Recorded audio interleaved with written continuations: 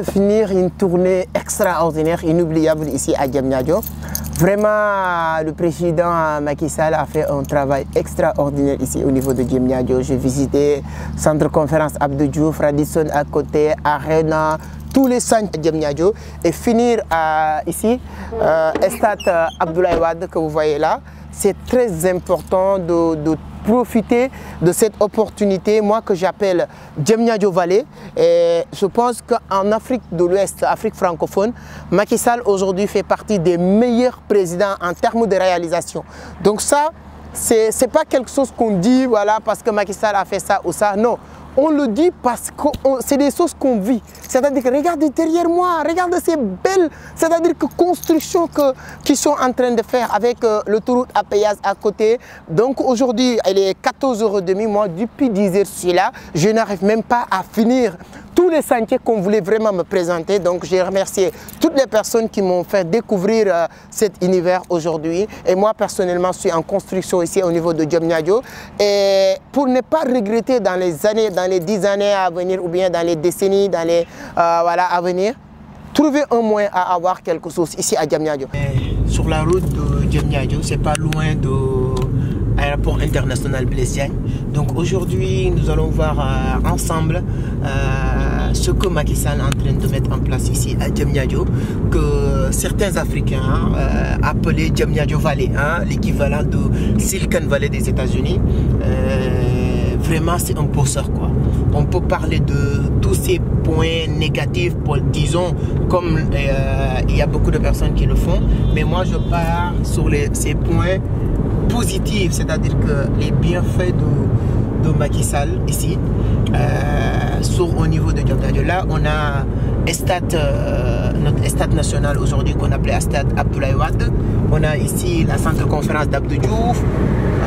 Là, si vous regardez à côté, on a Radisson Blu, qui sont très intelligents et très malins. Ils font partie des premières personnes qui sont installées ici à Diamniadio. Ici à côté, on a aussi la centre conférence d'Abdou Diouf. On va aller visiter ensemble.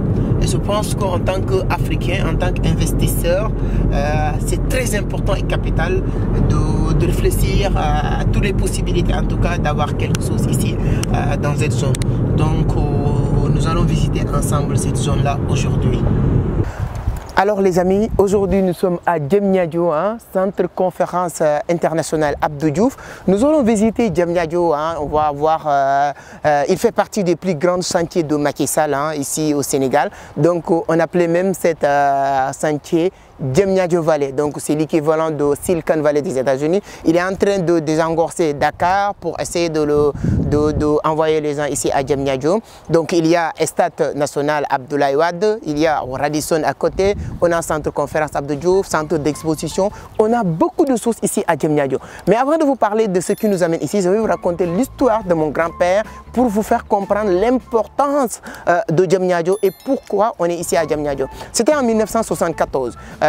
Mon grand-père vivait à Grand Yoff. Si vous connaissez le Sénégal, Grand Yoff c'est l'un des quartiers très proches de Dakar. Donc voilà.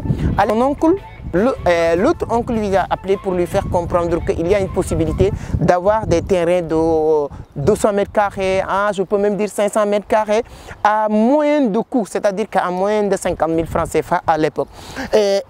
Mon grand-père disait à l'époque que non, lui, il n'est pas intéressé d'aller habiter au Parcelles Assainies, qui est je dirais même pas banlieue de Dakar. Mais qu'est-ce qui s'est passé? Pour résumer l'histoire, 50 ans plus tard, tous les regrets de mon grand-père, c'est pourquoi il n'a pas pris beaucoup de terrain au niveau de Parcelles Assainies. Parce qu'aujourd'hui, il vit là-bas et ses amis qui avaient cette vision de prendre beaucoup de terrain, tous leurs enfants aussi ont une maison aux Parcelles Assainies. Et bizarrement, mon grand-père, il n'a qu'une seule maison aux Parcelles Assainies. Tous ses enfants aujourd'hui en train de louer au niveau de Parcelles Assainies.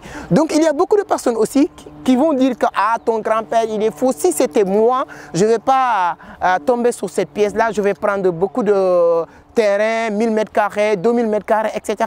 Peut-être vous êtes en train de dire ça. Mais si c'est le cas et aujourd'hui vous n'avez pas d'espace, vous n'avez 0 mètre carré ici à Diamniadio, même si vous étiez à la place de mon grand-père, vous n'allez pas avoir un espace. Et aujourd'hui, avoir un terrain à Diamniadio, ça peut être quelque chose de l'or. C'est-à-dire que ça peut, dans les années à venir, quelqu'un qui n'a pas de terrain à Diamniadio, c'est quelqu'un qui va regretter pourquoi et il avait la possibilité de l'avoir. Aujourd'hui, on va essayer de découvrir cette sentier de Macky Sall.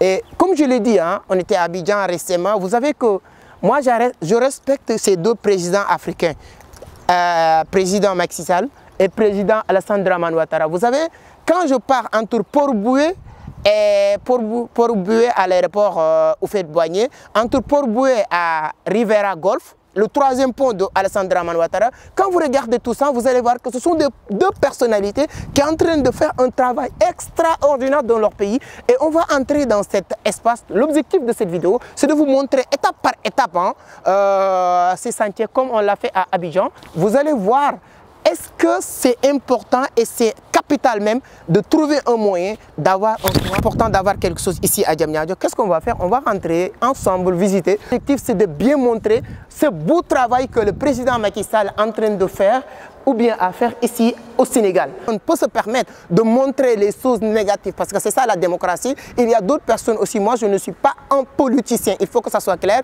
mais j'ai le droit aussi de montrer souvent les belles choses. Et depuis un bon moment, j'ai décidé de montrer les belles choses qui se fait dans notre continent parce qu'il faut qu'on s'arrête de montrer que de la négativité dans notre continent. C'est très important. C'est pourquoi depuis un bon moment, j'ai décidé de faire le tour de l'Afrique et de montrer les belles choses qui se font ici en Afrique. Et moi, je l'appelais Diamniadio Valley. Là, derrière moi, vous avez, on a Radisson Blu qui est à côté du centre conférence Abdou Diouf.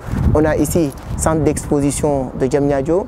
On a notre stade. On va aller encore visiter les stades Abdoulaye Wade. Après le stade Abdoulaye Wade, on a Arena. En tout cas, on a beaucoup de choses ici et on va voir les centres commerciaux aussi que l'État est en train de mettre en place ici au niveau de Diamniadio pour vous dire à quel point que c'est important de prendre part dans cet univers. Donc, qu'est-ce qu'on va faire? On ne va pas perdre beaucoup de temps. On va aller ensemble voir comment il s'appelle, le stade Abdoulaye Wade, qui est une grande stade aussi, qui est l'une des meilleures en Afrique. Hein. Les gens disent que c'est l'une des plus belles ou bien plus beaux stades de l'Afrique. Voilà. Je ne dirais pas d'une manière générale, mais vous pouvez constater qu'il y a beaucoup de grandes télévisions qui ont fait beaucoup de débats sur cette stade. On va essayer d'aller voir cette stade, c'est très important. Donc on va continuer notre visite aujourd'hui sur Diamniadio. Là, on a derrière, voilà, on a Radisson Blu. Donc moi, on est garé de l'autre côté, on va aller prendre la voiture et partir directement au niveau de l'estade Abdoulaye Wade.